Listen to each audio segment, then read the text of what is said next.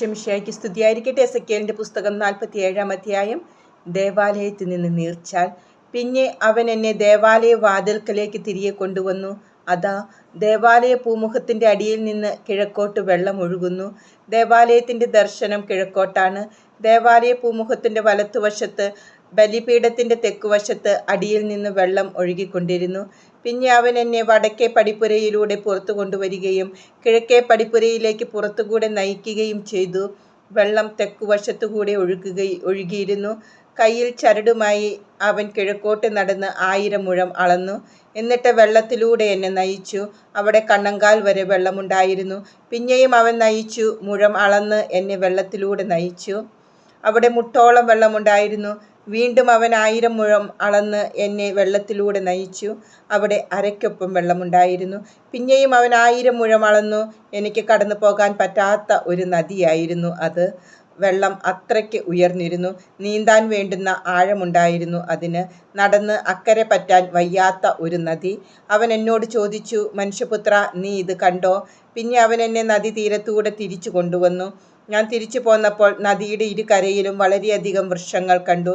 അവൻ എന്നോട് പറഞ്ഞു, ഈ വെള്ളം കിഴക്കൻ പ്രദേശങ്ങളിലേക്കൊഴുകി അരാബായിൽ ചേരുമ്പോൾ കെട്ടിക്കിടക്കുന്ന കടലിൽ ചെന്ന് അതിനെ ശുദ്ധജലമാക്കുന്നു. നദി ഒഴുകുന്നിടത്തെല്ലാം ജീവജാലങ്ങൾ പറ്റം ചേർന്ന് ജീവിക്കും. അവിടെ ധാരാളം മത്സ്യങ്ങളും ഉണ്ടായിരിക്കും.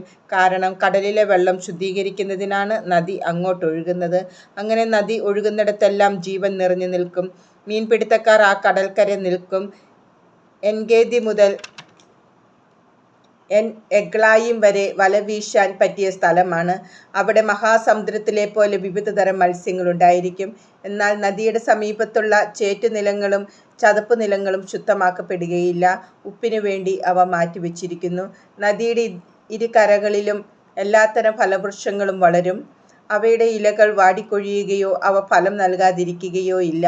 അവയ്ക്കു വേണ്ട ജലം വിശുദ്ധ സ്ഥലത്ത് നിന്ന് ഒഴുകുന്നത് കൊണ്ട് മാസം തോറും പുത്തൻ ഫലം പുറപ്പെടുവിക്കും. അവയുടെ ഫലം ഭക്ഷണത്തിനും ഇലകൾ രോഗശമനത്തിനും ഉപകരിക്കുന്നു. ദേശത്തിന്റെ അതിരുകൾ.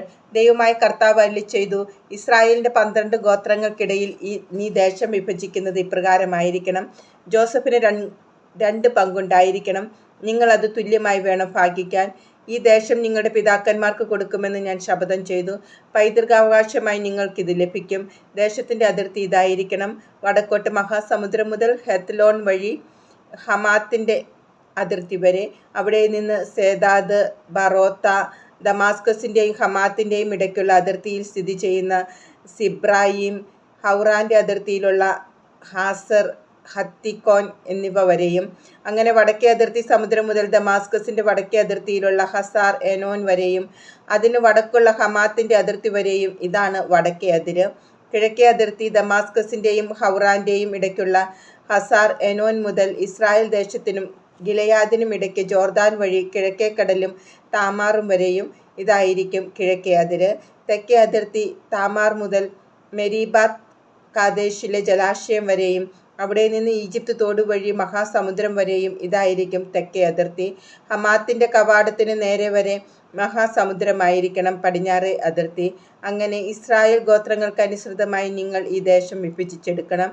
നിങ്ങൾക്കും നിങ്ങളുടെ ഇടയിൽ താമസിക്കവേ കുട്ടികൾ ജനിച്ച് അവിടെ പാർക്കുന്ന വിദേശീയർക്കും പൈതൃകാവകാശമായി ഇത് പങ്കുവയ്ക്കണം. അവർ നിങ്ങൾക്ക് സ്വദേശീയരായ ഇസ്രായേൽ മക്കളെ പോലെയായിരിക്കണം. ഇസ്രായേൽ ഗോത്രങ്ങളുടെ ഇടയിൽ നിങ്ങൾക്കൊപ്പം അവർക്കും ഒരവകാശം ലഭിക്കണം. പരദേശി പാർക്കുന്ന ഗോത്രം ഏതോ ആ ഗോത്രത്തിൽ തന്നെ അവന് ഓഹരി കൊടുക്കണം. ദൈവമായ കർത്താവ് അരുളിച്ചെയ്യുന്നു.